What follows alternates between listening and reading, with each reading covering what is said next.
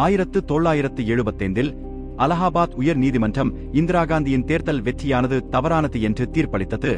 அது அவரை பிரதமர் பதவியில் இருந்து நீக்கக்கூடிய தீர்ப்பு.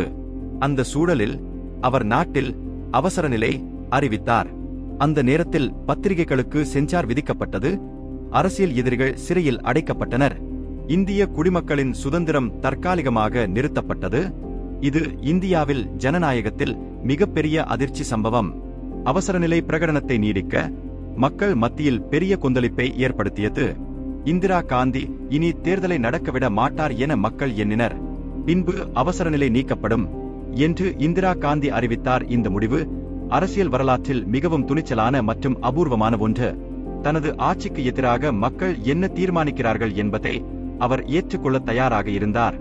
1977 தேர்தலில் ஜனதா கட்சி பெரிய வெற்றி பெற்றது.